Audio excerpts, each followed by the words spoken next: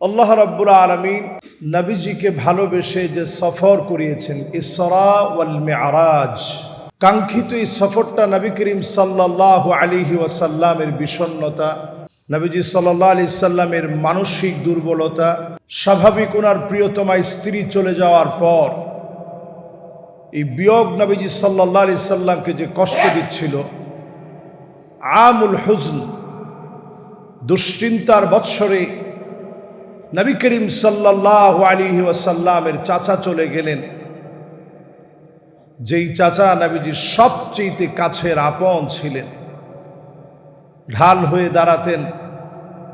যখনই নবী করিম সাল্লাল্লাহু আলাইহি ওয়াসাল্লামকে কাফেররা নির্যাতন করেছে, সববার চাচা ঢাল হয়ে দাঁড়াতেন।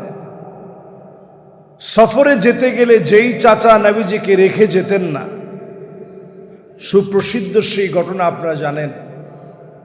বসরায় সফর করবে চাচা, নবীজিকে রেখে যাচ্ছেন। ছোট্ট মানুষ নবী করিম সাল্লাল্লাহু আলাইহি সাল্লাম গিয়ে বললেন, ইলা মান তাকিলুনি, চাচা আপনি কার কাছে আমারে রেখে যাচ্ছেন? আমার তো মাও নাই, আমার তো বাপও নাই, কার কাছে আপনি আমারে রেখে চলে যাচ্ছেন? নবীজির চোখের পানি দেখে চাচার বড় মায়া লেগে গেছে। চাচা বললেন, লা আতরুকুকা আবাদা, কখনো আমি তোমারে আর রেখে যাব না, যেখানে যাব তোমারে সঙ্গে নিয়ে যাব। সুবহানাল্লাহ, কি পরিমাণ ভালোবাসা!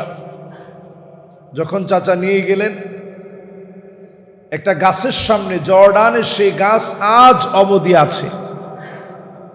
আমরা বাংলাদেশিরা এই গাছকে সাহাবি গাছ বলি, যদিও গাছটার নাম সাহাবি গাছ নয়।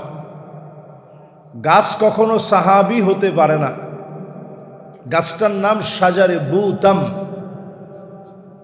শাজার বুতাম নামক একটা গাছ, মরুভূমির ভিতরে এই গাছ মাঝে মাঝে দেখা যায়।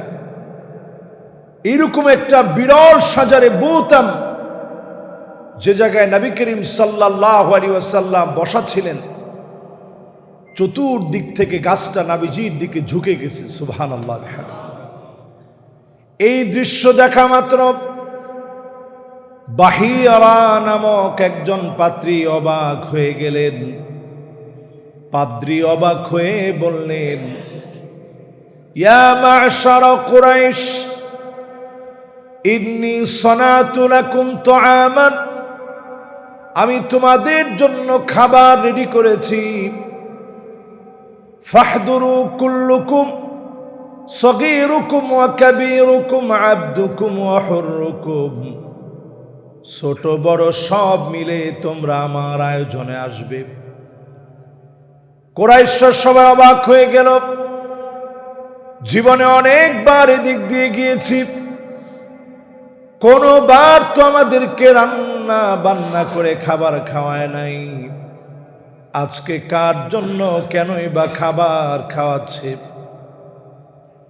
শাজারে বুতামের সামনে, নবীজির সামনে সব ব্যাগপত্র রেখে যার যার জায়গায় সবাই ফিরে আসলেন। নবীজিকে না নিয়ে তারা খাবার খেতে চলে আসছে। আমার নবীজি ছিলেন আমিন। আল আমিন হওয়ার কারণে সবার নিরাপত্তার জন্য আমার নবীজির সামনে সব রেখে চলে আসলেন। পাদ্রী এক এক করে তাকায় দেখে যে মানুষটার কারণে গাছটা ঝুঁকে গিয়েছে, ওই ছোট্ট বালককে দেখা যায় না। পাদ্রী বললেন, যাও ওই ছোট্ট বালকটারে তোমরা নিয়ে আসো।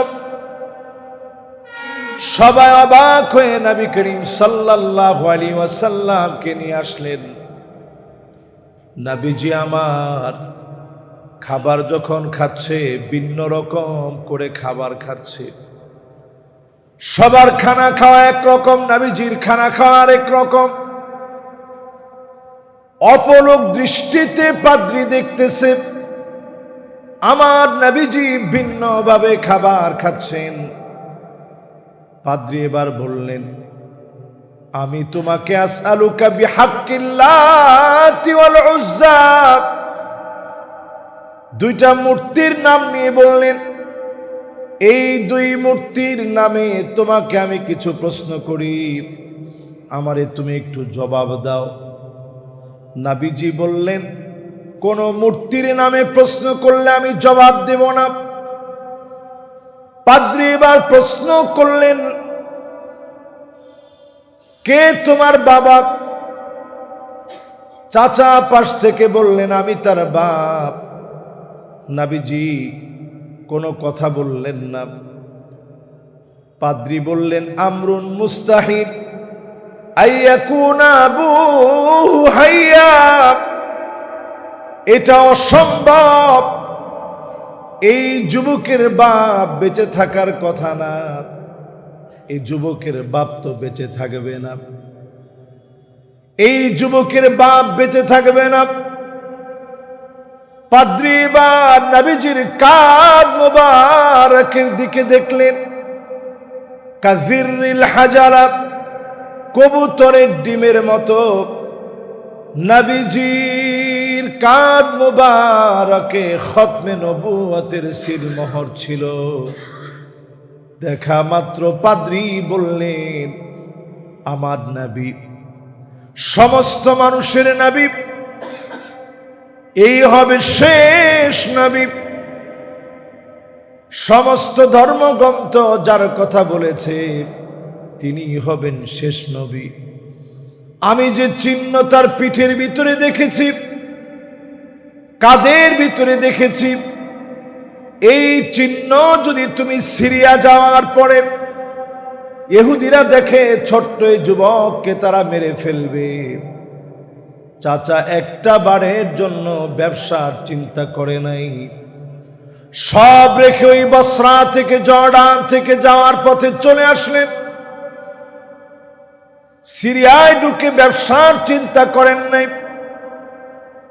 এত বেশি যেই নবীজিকে ভালোবাসলেন, সেই চাচা যখন দুনিয়া থেকে চলে গেল, নবীজির সবচেয়ে মহব্বতের স্ত্রী খাদিজা রাদিয়াল্লাহু তাআলা আনহা, যিনি থাকাকালীন নবীজি আর কোনো বিবাহ বন্ধনে আবদ্ধ হন নাই, ইসলামের জন্য মহিয়সী আম্মা জান সব বিসর্জন দিয়েছেন, সব দিয়ে দিয়েছেন।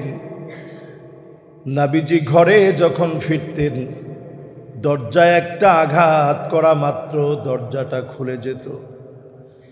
নবীজি বলতেন, খাদিজা, তুমি কি ঘুমাও না? আম্মা জান বলতেন, ওগো নবীজি, কেমন করে আমি খাদিজা ঘুমাই? কতজন আপনারে কত রকম নির্যাতন করে, ক্লান্ত দেহটা নিয়ে যখন আপনি ঘরে আসেন, আমি খাদিজা দরজার সঙ্গে ঠেস দিয়া বসে থাকি। কখন না জানি নবীজি আমার ঘরে আসবে। যে খাদিজা সব ইসলামের জন্য দিলেন, খাদিজা রাদিয়াল্লাহু তাআলা আনহা যখন চলে গেলেন, আল্লাহর নবীর মনের ভিতরে এমন বিষণ্ণতা চলতেছে।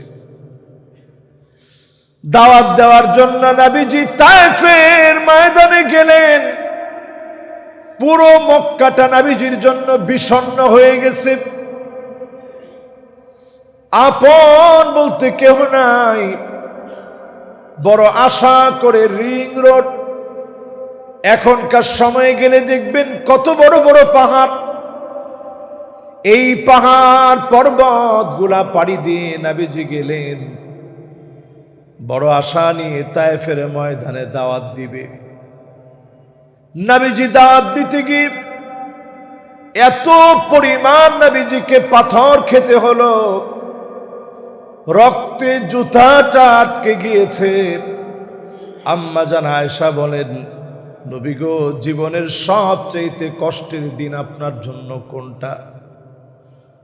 নবীজি বললেন, আয়েশা রে, ওই তায়েফের কথা মনে করায় দিলাম। ওই তায়েফের প্রান্তে নবীজি গেলেন, অজ্ঞান হয়ে মাটির ভিতরে লুটে পড়লেন। ক্ষুধা পেটে নবীজি গিয়েছিলেন, এত কষ্ট সাথে নিয়ে নবীজি গেলেন যায়েদকে সঙ্গে নিয়ে রাদিয়াল্লাহু তাআলা আনহু। আমার নবী ক্ষুধা পেটে দাওয়াত দেওয়া শুরু করলেন। পাগল পাগল বলে তারা পাথর মেরেছে, এত পরিমাণ পাথর নবীজিকে মেরেছে, মাথাটা উঠানো মাত্রই আবার পাগল পাগল বলে পাথর মেরেছে। এত কষ্ট যন্ত্রণার পরে মানসিক একটুখানি প্রশান্তির জন্য নবীজির একটা ইসরা মেরাজ হলো, যেটি লাইলাতুল মেরাজ নামে প্রসিদ্ধ। এই সফরের মধ্য দিয়ে নবীজির বিষণ্ণতা যিনি দূর করায় দিলেন তিনি কে?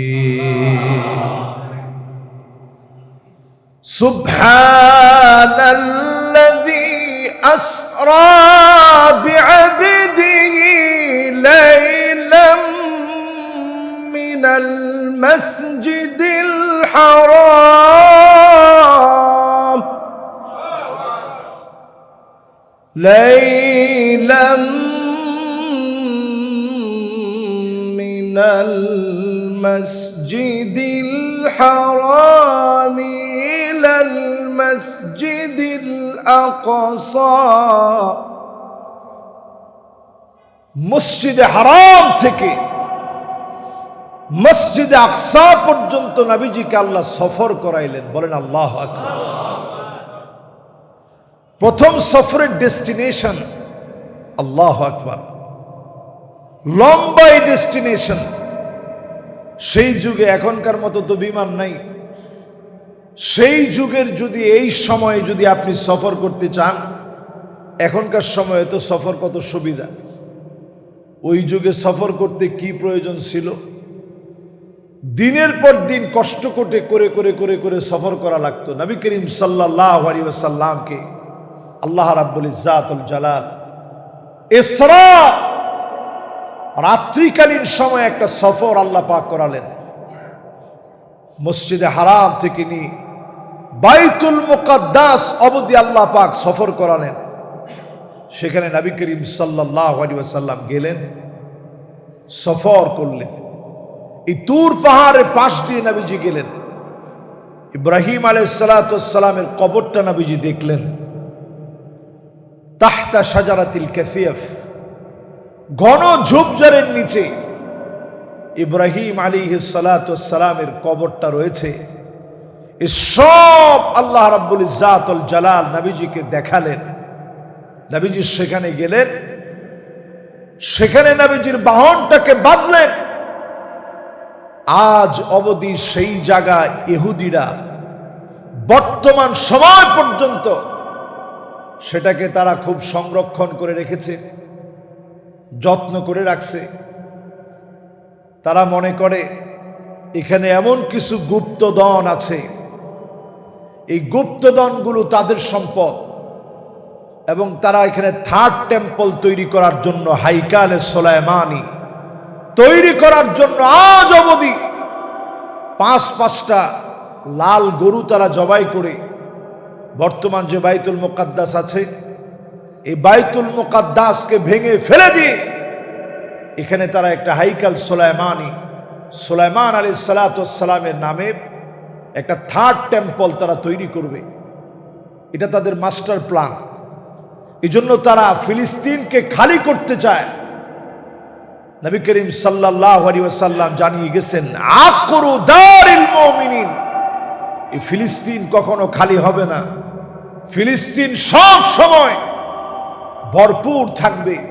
যত খালি করার মাস্টার প্ল্যান হবে, সারা পৃথিবীর মুসলমান জাগ্রত হবে, ফিলিস্তিনের দিকে দৌড়াবে। আগামীর ফিলিস্তিন ইনশাআল্লাহ বিজয়ী হবে। জোরে বলেন আল্লাহু আকবার। নবী করিম সাল্লাল্লাহু আলাইহি ওয়াসাল্লাম গেলেন, ফাকাদ্দামাহু জিবরিল, জিবরিল আলাইহিস সালাতু ওয়াস সালাম আমার নবীকে সামনে দাঁড় করায় দিলেন। এই পৃথিবীতে যত পয়গম্বর এসেছে সবাই নবীজির ইমামতিতে সালাত আদায় করেছেন। ইমামতি করছেন আমার নবী। জোরে বলেন আল্লাহু আকবার। তাহলে বোঝা যায় তিনি সাইয়্যিদুল মুরসালিন, তিনি খাতামুন নবিয়্যিন, তিনি ইমামুল মুরসালিন ওয়ান নবিয়্যিন, সমস্ত নবী কুলের সম্রাট, সমস্ত নবী কুলের সমাপ্তি তিনি, খাতামুন নবী তিনি। আল্লাহ পাক নবীজিকে এত দাম বাড়ায় দিয়েছে। এই মেরাজের মাধ্যমে নবীজির দাম আল্লাহ তাআলা এত বেশি বৃদ্ধি করছেন। অন্য কোন নবীকে চাক্ষুষ দেখায় আল্লাহ তাআলা আনেন নাই। শাহিদাউ ওয়া মুশাহিদাউ, নবীজিকে আল্লাহ শাহিদ এবং মুশাহিদ, প্রত্যক্ষ সাক্ষী আল্লাহ তাআলা বানায় দিয়েছেন। নবীজি সাল্লাল্লাহু আলাইহি সাল্লাম ছিলেন শাহিদ, যিনি প্রত্যক্ষ দেখে এসে চাক্ষুষ বিষয়াদির বর্ণনা দিয়েছেন। মেরাজের রজনীতে আল্লাহ রাব্বুল ইজ্জাতুল জালাল নবীজির এই ভ্রমণটা কত লম্বা ভ্রমণ ছিল একটু চিন্তা করেন। এই জমিন থেকে যদি আপনি প্রথম আকাশের কথা কল্পনা করেন, প্রথম আকাশটা বর্তমান বিজ্ঞান বলছে 9.6 ট্রিলিয়ন কিলোমিটার। আমি হিসাবগুলো একটু দেখি বলি। 9.6 ট্রিলিয়ন কিলোমিটার হচ্ছে শুধু প্রথম আকাশটা। সুবহানাল্লাহ বলেন, আল্লাহু আকবার, মাশাআল্লাহ। প্রথম আকাশের আনুমানিক পুরুত্ব মোটা কতটুকু? 6.5 ট্রিলিয়ন কিলোমিটার জুড়ে শুধু খালি মোটা প্রথম আকাশটা। জোরে কোন আল্লাহু আকবার। নবীজি এটা সফর করলেন। বিজ্ঞান বলছে আনুমানিক, মানে এটার নির্দিষ্ট কোনো হিসাব বিজ্ঞানের কাছে আপাতত নেই। তারা আনুমানিক বলছে যে প্রথম আকাশটা এর দূর হইতে পারে। এবার প্রথম আকাশের পরে আপনি নবীজির সফর নামায় দ্বিতীয় আকাশটা হিসাব করেন।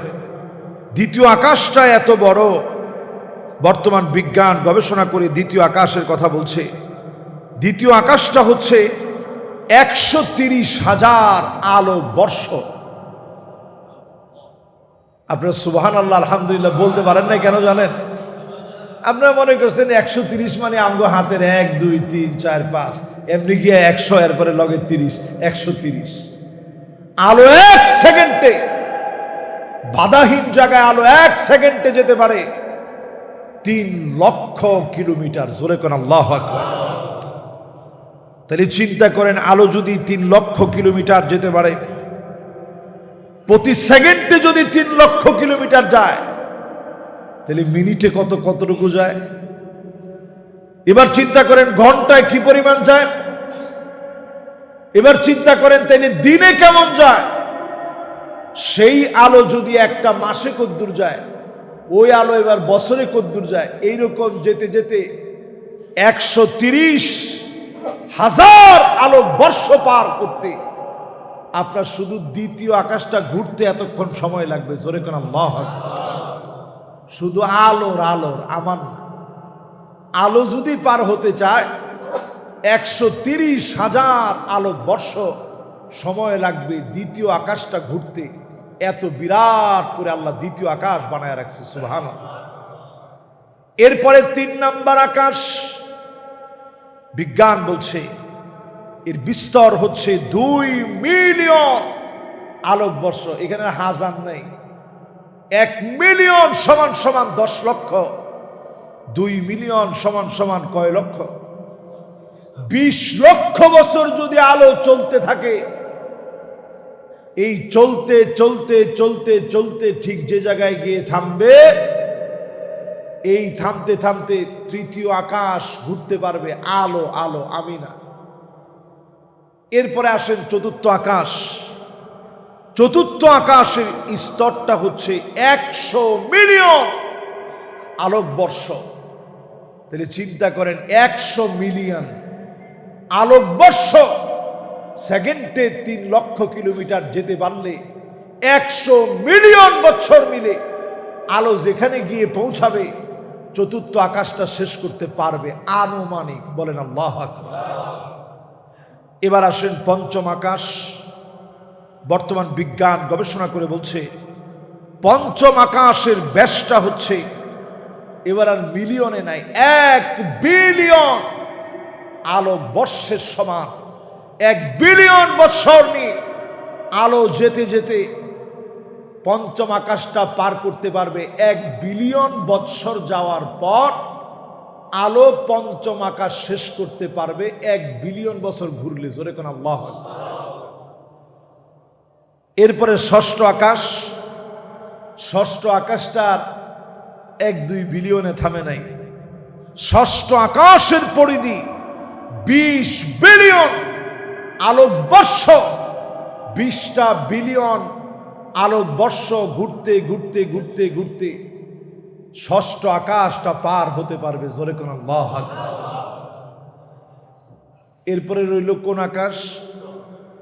সপ্তম আকাশ। বর্তমান বিজ্ঞান গবেষণা করে বলে এই সপ্তম আকাশের কোনো ধ্যান ধারণা আনুমানিকও আমাদের নাই। এটা এত বড়, আনলিমিটেড, এর কোনো ধ্যান ধারণা আমরা করতে পারি না।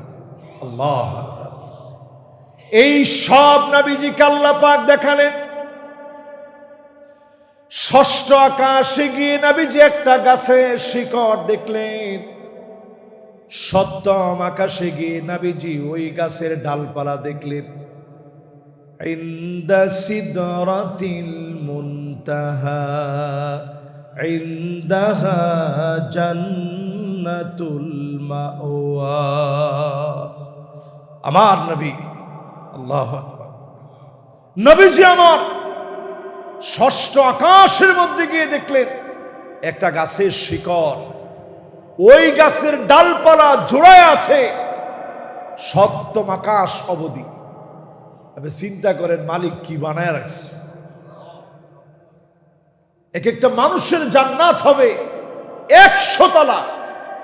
মানুষ সেদিন তাকায় বলবে আল্লাহ কি দিলেন, এত বড় জান্নাত আমার জন্য কেন দিলেন, এত বড় জান্নাত কেমনে পাইলাম মালিক। আল্লাহ বলবে গোলাম ওই যে ওই দিনের একটা কাজ আমার বড় পছন্দ হয়ে গেছে, এই জন্য তোর জন্য এত বড় জান্নাত দিছি। জোরে কোন সুবহানাল্লাহ। সেই জান্নাত কেমন? একটা তালা থেকে আরেকটা তালা হবে মা বাইনা কুল্লি দারাজাতাইনি বাইনা সামাই ওয়াল আরদ। জমিন থেকে আকাশ যত দূরে, আকাশ থেকে জমিন যত দূরে, আল্লাহর জান্নাতের এক তালা থেকে আরেক তালা হবে এত দূরে। তো মেরাজে নবীজিকে আল্লাহ রাব্বুল আলামিন এই নিদর্শনগুলো আল্লাহ রাব্বুল ইজ্জাতুল জালাল দেখালেন। আল্লাহ রাব্বুল আলামিন নবীজিকে নিদর্শনগুলো পাই টু পাই নবীজিরে দেখাইলেন, যাতে নবীজি আখিরি জামানার উম্মতদেরকে এই বিষয়গুলো বলে যেতে পারে। যখন বিজ্ঞানের উৎকর্ষ সাধন হবে, তারা যেন এমনটা মনে না করে, পরকালের প্রতি যেন অবিশ্বাসী না হয়। রকেট আবিষ্কার হবে, দ্রুত বেগে একটা সময় বৈদ্যুতিক ট্রেন আবিষ্কার হবে, বুলেট ট্রেন আবিষ্কার হবে।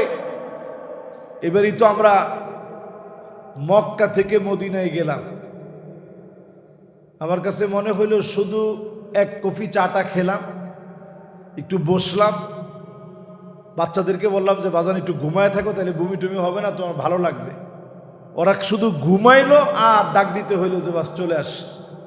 এই যদি দুনিয়ার অবস্থা হয়, আমার মালিক যখন কোনো কিছুকে আমার আপনার জন্য নির্ধারণ করে পাঠায় দিবে, মালিকের যানবাহন কেমন হবে। জোরে কোন আল্লাহু আকবার।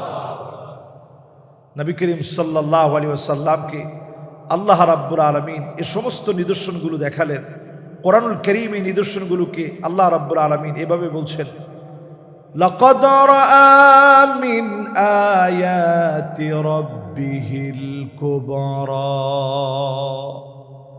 বড় বড় সব নিদর্শন নবীজির আল্লাহ দেখালেন।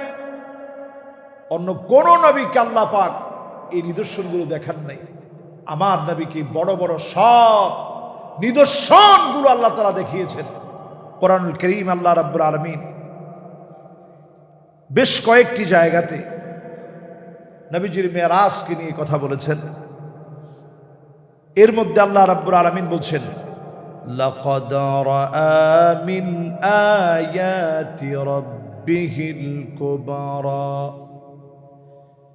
অন্য আয়াতে কারীমাতে আল্লাহ রাব্বুল আলামিন বলছেন, কাল্লা লাউ তা'লামুনা ইলমাল ইয়াকিন, ইলমুল ইয়াকিন অর্জন হওয়ার জন্য চাক্ষুষ দেখে ইলমুল ইয়াকিন অর্জন হতে হয়। নবীজিকে আল্লাহ রাব্বুল আলামিন ইলমুল ইয়াকিন অর্জন করায় দিলেন মেরাজের মাধ্যমে। নবীজিকে যখন নিয়ে গেলেন, নবীজির সামনে জান্নাত জাহান্নাম নবীজিকে দেখানো হলো। জান্নাতের ভিতরে নবীজি যখন প্রবেশ করলেন, ইত্তালাতুল জান্নাহ, নবীজি বলছেন আমি জান্নাতে গেলাম, ফারাআইতু আকসারা আহলিহা আল ফুকারা, জান্নাতে গিয়ে দেখলাম অধিকাংশ জান্নাতবাসী যারা দরিদ্র, হত দরিদ্র গরিব মানুষ, এরকম মানুষগুলা দিয়ে আল্লাহর জান্নাতটা ভরপুর। আল্লাহ, চিন্তা করেন, আল্লাহ যারে যত ভালো রাখছে এই জন্য দান করবেন বেশি বেশি, যাকাত দিবেন পাই টু পাই হিসাব করে। মেরাজের রজনীর আলোচনা টানা কয়েক জুমা করলে আসলে করা উচিত ছিল। টানা কয়েক জুমা করলে মেরাজের আলোচনাটা পুরা করা যায়। এক একটা জায়গায় নবীজি যে স্টেপগুলো দেখেছেন, আল্লাহু আকবার, এটা আমাদের জন্য নবীজি এসে যখন বলছেন, এখান থেকে আবু বকর রাদিয়াল্লাহু তাআলা আনহু সিদ্দিক উপাধি পেয়েছে। জোরে কোন আল্লাহু আকবার। বিনা বাক্যে আবু বকর কথা ছাড়া নবীজির কথার উপরে ঈমান এনে ফেলছে। বলছে আমার রাসূল যেহেতু বলছে আর কোনো কথা নাই। নবী করিম সাল্লাল্লাহু আলাইহি ওয়াসাল্লামের এই সহযোদ্ধা সহযোগী আবু বকর রাদিয়াল্লাহু তাআলা আনহুর একটা অভ্যাস ছিল, সব সময় নবীজির চেহারার দিকে তাকায় থাকতেন। নবীজি বলতেন, কি আবু বকর, তোমার কাছে কি ভালো লাগে? আবু বকর রাদিয়াল্লাহু তাআলা আনহু বলতেন, ইয়া রাসূলুল্লাহ, আপনার দিকে তাকায় থাকি এটাই আমার ভালো লাগে। সুবহানাল্লাহ। আবু বকর রাদিয়াল্লাহু তাআলা আনহু নবীজি বলতেছে, আবু বকর কি পছন্দ হয় তোমার কাছে? আপনার দিকে চায়া থাকি এটাই ভালো লাগে নবীজি। যত তাকায় থাকি ততই আমার মন ভরে যায়। আবু বকর রাদিয়াল্লাহু তাআলা আনহু প্রথমেই মেরাজের বিষয় তিনি সঙ্গে সঙ্গে বললেন, আমার রাসূল যদি মেরাজের কথা বলে থাকে নিশ্চিত নবীজির মেরাজ হয়েছে। এই মেরাজ আমার আপনার জন্য নবীজি কি আনছেন? নবীজি সেখান থেকে 5 ওয়াক্ত নামাজ এনেছেন। বলেন কি আনছেন? অনেক কিছু নবীজি নিয়ে আসছেন, নিশ্চয়ই নিদর্শন দেখছেন, আল্লাহ নিদর্শন দেখাইছেন। এত বড় জায়গা আল্লাহ নিছেন, কাউরে আল্লাহ তাআলা নেন নাই। সব দেখি নবী করিম সাল্লাল্লাহু আলাইহি ওয়াসাল্লামকে আল্লাহ রাব্বুল ইজ্জাতুল জালাল তার উম্মতদেরকে যেন দামি বানাতে পারে, এই দামি বানানোর জন্য 5 ওয়াক্ত নামাজ দিয়েছেন। ওয়া জুইলাত লিয়াল আরদু মাসজিদা, একজন খ্রিস্টান তার গির্জায় গিয়ে ইবাদত করে, একজন হিন্দু তার মন্দিরে গিয়ে সে পূজা করে, একজন ইহুদি প্যাগোডায় গিয়ে সে তার মতো তার উপাসনা করে, কেউ গুরুদ্বারায় যায়। তো এই যে মানুষের ইবাদত করতে গেলে অন্যান্য ধর্মাবলম্বীরা তাদের সেখানে যেতে হয়, নির্দিষ্ট একটা সময়ে নির্দিষ্ট জায়গায় গিয়ে তারা হয়তো সময়টা কাটায়। আপনি আমি নামাজের সময় হয়েছে মাঠ ঘাট, রাস্তায়, জেলখানায়, অলিতে গলিতে, এমনকি ট্রেনে, যেই জায়গায় নামাজের সময় হয়েছে জুইলাত লিয়াল আরদু মাসজিদা, গোটা জমিনকে আল্লাহ মসজিদ বানায় দিয়েছে। ওই জায়গায় আপনি নামাজ পড়েন, নামাজ যিনি কবুল করে নেবেন তিনি কে? মেরাজের সবচেয়ে বড় আকর্ষণ এটি, নবীজি আমাদের জন্য নামাজ নিয়ে আসছেন। নবীজি সেই মেরাজের সফরে দেখলেন, ওয়াত্তালাতুন নার ফারাআইতু আকসারা আহলিহা আন-নিসা, ওই রজনীতে নবীজি জাহান্নামকে নবীজিকে দেখানো হলো। নবীজি দেখলেন অধিকাংশ জাহান্নামের অধিবাসিনী যারা হয়েছে তারা হচ্ছে নারী। অধিকাংশ নারীরা আল্লাহর জাহান্নামে নবী করিম সাল্লাল্লাহু আলাইহি সাল্লাম দেখে এসে বললেন, মারে, ফাতেমা রাদিয়াল্লাহু তাআলা আনহাকে বললেন, মারে শোনো, ওয়ালাউ বিশাক্কি তামার, একটা সামান্য খেজুর দিয়ে হলেও আল্লাহর জাহান্নাম থেকে তুমি তোমার নিজেরে মুক্ত করো। যেই খাদিজা রাদিয়াল্লাহু তাআলা আনহা সব দিয়ে গেলেন ইসলামের জন্য, বিসর্জন দিয়ে গেলেন ইসলামের জন্য, খাদিজা রাদিয়াল্লাহু তাআলা আনহার কন্যা হিসাবে ফাতেমা রাদিয়াল্লাহু তাআলা আনহার জন্য নবীজি বললেন, মা রে, আমি দেখলাম অধিকাংশ জাহান্নামের অধিবাসিনী হচ্ছে নারীরা। ওয়ালাউ বিশাক্কি তামার, একটা খেজুরের অর্ধেকাংশ হলে দিও, জাহান্নামের আগুন থেকে তুমি তোমারে বাঁচাও। নারীদেরকে জাহান্নামে দেখার অনেকগুলো কারণ আছে। এখনকার সময়ে মিলায় দেখেন, জাহান্নামের জন্য প্রতিযোগিতা চলছে, হর হামেশা প্রতিযোগিতা চলছে। আমার তো মনে হয় ঢাকা শহরের ভিতরে যদি 100 জন নারী থাকে, বললে আমার ভুল হবে না, যারা বেপরদায় চুলগুলো বের করে শরীরের অবয়বগুলো প্রদর্শন করে পুরুষের মতো প্যান্ট শার্ট পরে, অধিকাংশ নারী জাহান্নামের পথে প্রতিনিয়ত প্রতিযোগিতা করতেছে। ও ঠিক বলবেন না এটাতে? হুজুর এটাতে কেমনে ঠিক কই? এইরকম একটা বিষয় ঠিক কই কেমনে? কিন্তু এটাই তো ঠিক। অধিকাংশ নারী যারা ব্রু প্লাক করে, যারা চুলগুলোকে কালার করে ফুলায়া সৌন্দর্য মণ্ডিত করে এরপরে সৌন্দর্য দেখায়, যেই নারীরা সেন্ট ব্যবহার করে, ওই নারীরা যদি জান্নাতের ঘ্রাণ না পায়, তাহলে আপনি চিন্তা করেন কয়জন নারী জান্নাতের ঘ্রাণ পাবে? কয়জন নারী এখন সেন্ট ব্যবহার করে বের হয় না? উদ্দেশ্য থাকে এই, আমি একটা কর্পোরেট জব করি, অফিসে যাওয়ার পরে সবাই যেন বুঝে যে বাপ রে বাপ, একটা পারফিউম দিছে। এই যে আপনার মনোভাব, এই মনোভাব আপনাকে জাহান্নামের দিকে নিয়ে যাবে। লাম তাজিদ রিহাল জান্নাহ, নবীজি বলতেছে ওই মহিলা জান্নাতের ঘ্রাণও পাবে না যে মহিলা এই রকম পারফিউম মেখে পুরুষকে আকৃষ্ট করার চেষ্টা করবে। ওনারা আবার উত্তরে বলে যে হুজুর, আমরা আবার এরকম আকৃষ্ট করার জন্য দেই না, আমরা দেই আর কি। নবীজি বলে গেছেন, আকৃষ্ট করার জন্য যারা দিবে এরা জান্নাতের ঘ্রাণও পাবে না। তাহলে আপনি কোথায় আছেন চিন্তা করেন। আমরা আমাদের স্ত্রীদেরকে কোন অবস্থায় রেখে যাচ্ছি? আমরা আমাদের স্ত্রীদেরকে রেখে যাচ্ছি এমন একটা ভয়ঙ্কর পরিস্থিতির উপরে, যে পরিস্থিতি আমাদেরকে বলে দিচ্ছে একেবারে জাহান্নামের দ্বার প্রান্তে আমরা আছি। সেই দিন বহু বাপ আল্লাহর জান্নাতের সামনে দাঁড়ায় কাঁদবে আর বলবে, আল্লাহ আইনা উসরাতি, কোথায় আমার পরিবার, কোথায় আমার ছেলে, কোথায় আমার মেয়ে, কোথায় আমার স্ত্রী?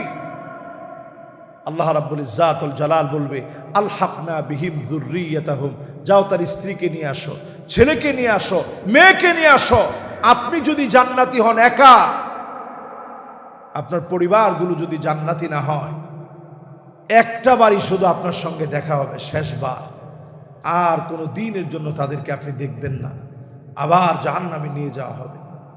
এই জন্য আজকের এই আলোচনার পরে অন্তত মহাব্বত নিয়ে নিজের স্ত্রীকে বোঝানোর চেষ্টা করেন, হিজাবটা মেনটেইন করান। এটাকে আল্লাহ রাব্বুল ইজ্জাতুল জালাল মুস্তাহাব বানান নাই, এটা 24 ঘন্টার জন্য ফরজ করা হয়েছে। হিজাব এই জমিনে ফরজ করা হয়েছে। এই বিধানগুলো নবীজিকে আল্লাহ রাব্বুল আলামিন মেরাজে ডেকে নিয়ে দেখাইছেন, কোনটা না মানলে কি হয়। নবীজিকে চাক্ষুষ একটা একটা একটা একটা করে আল্লাহ রাব্বুল আলামিন দেখাইছেন। যাকাত না দিলে কি হয়, নামাজ না পড়লে কি হয়, হিজাব মেনটেন না করলে কি হয়, গীবত করার কারণে মানুষের কি কষ্ট হচ্ছে, সব বিষয়গুলো নবীজিকে আল্লাহ রাব্বুল আলামিন ছোট্ট এই সফরের ভিতরে সবগুলো বিষয় নবী করিম সাল্লাল্লাহু আলাইহি সাল্লামকে আল্লাহ দেখাইছেন, যাতে আমার নবীজির ওই যে একটা কষ্ট, দাওয়াত গ্রহণ করে নাই, চাচা চলে গেছে, প্রিয়তমা সবচেয়েতে আদরের মহব্বতের খাদিজা রাদিয়াল্লাহু তাআলা আনহা, যিনি সবটা নবীজির জন্য বিসর্জন দিলেন, সেই প্রিয়তমা স্ত্রীর বিয়োজনে আল্লাহ পাক নবীজিকে মেরাজ করিয়েছেন। মেরাজের বিষয় থেকে আজকে যদি নিয়ত করেন যে আমি নামাজি হব, তাহলে মেরাজ সার্থক হবে। আমরা মেরাজকে ঘিরে রোজা রাখি, মেরাজের নির্দিষ্ট কোনো রোজা নেই। আমরা মেরাজকে ঘিরে নফল নামাজ পড়ি, মেরাজকে ঘিরে নফল কোনো নামাজও নেই। আমরা মেরাজকে ঘিরে আরো নানান রকম আনুষ্ঠানিকতায় রূপ দিই, এরকম কোনো আনুষ্ঠানিকতা মেরাজের জন্য নাই। মেরাজের আনুষ্ঠানিকতা হচ্ছে 5 ওয়াক্ত নামাজে বা জামাতের সাথে শামিল হয়ে যাওয়া, এটাই হচ্ছে মেরাজের আনুষ্ঠানিকতা। আপনি যদি মেরাজ বুঝে থাকেন, আপনি আজ থেকে আসরের নামাজ থেকে জুমায় যেভাবে শামিল হয়েছেন, আসরে এভাবে শামিল হয়ে যান। আপনি নবীজির মেরাজ বুঝছেন, এই মেরাজ আপনাকে দামি বানায় দিবে, কারণ আপনি নামাজি হয়ে গেছেন। সুবহানাল্লাহ। আমরা আল্লাহ রাব্বুল ইজ্জাতুল জালালের কাছে তৌফিক কামনা করে নামাজি হওয়ার জন্য আল্লাহর কাছে আজ থেকে আমরা চেষ্টা করি, কায়মানুবাক্যে চেষ্টা করি, বা জামাত নামাজ পড়ার চেষ্টা করি। আল্লাহ যেন আমাদেরকে তৌফিক দান করেন, আমিন।